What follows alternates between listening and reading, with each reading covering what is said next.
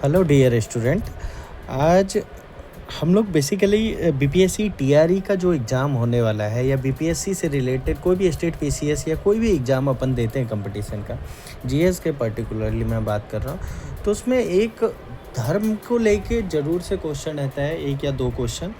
उसी में बौद्ध धर्म से तो पर्टिकुलरली बार बार पूछा जाता है, और ख़ास करके बिहार और नॉर्दर्न साइड का कोई भी एग्ज़ाम हो और बौद्ध धर्म से क्वेश्चन ना हो, ऐसा हो नहीं सकता।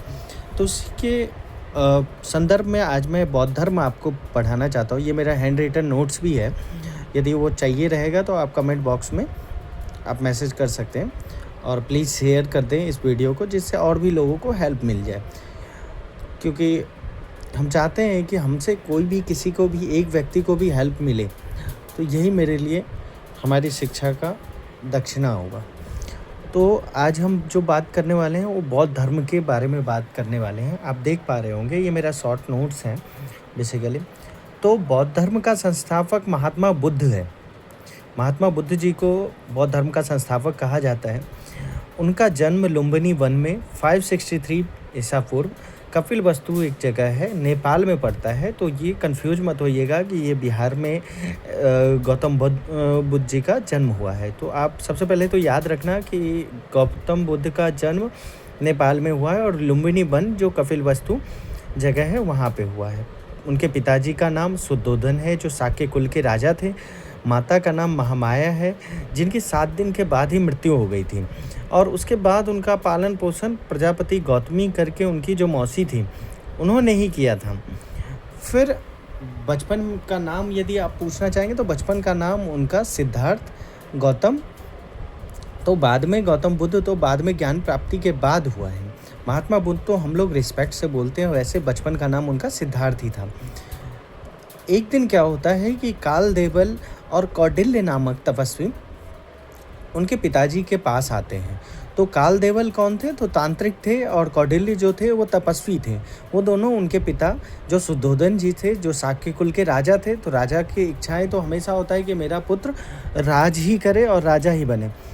तो उसी के संदर्भ में वो दोनों जो ऋषि मुनि तपस्वी मिलते हैं, वो बताते हैं कि आपको, वो भविष्यवाणी करते हैं कि आपका जो पुत्र है, जो सिद्धार्थ है, जो बाद में महात्मा बुद्ध बनते हैं, वो सिद्धार्थ आपका राजा, या तो राजा बनेगा या फिर कोई सन्यासी बनेगा।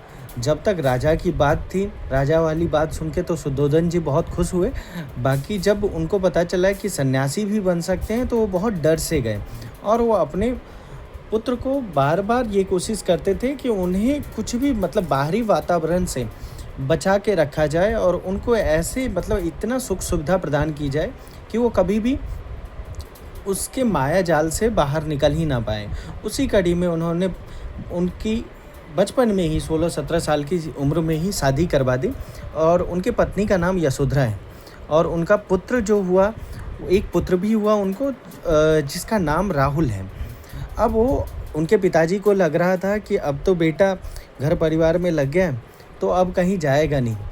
उसी कड़ी में एक दिन वो सोया रहता है, फिर अचानक उठ के बोलता है, पिताजी मुझे नगर भ्रमण करना है।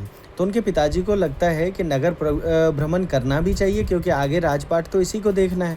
तो नगर भ्रमण के लिए वो निकलते हैं, और नगर भ्रमण के कड़ी में ही उनको 4 प्रतीक जो मिलता है अपने को मध्यम निकाय से, उसकी जानकारी भी प्राप्त होता है। तो 4 प्रतीक दिखता है। जो पहला व्यक्ति उन्हें मिलता है वो बूढ़ा व्यक्ति मिलता है। तो वो पूछते हैं अपने सारथी से कि ये कौन है, इनकी फेस पे ये झुर्रियाँ कैसी है?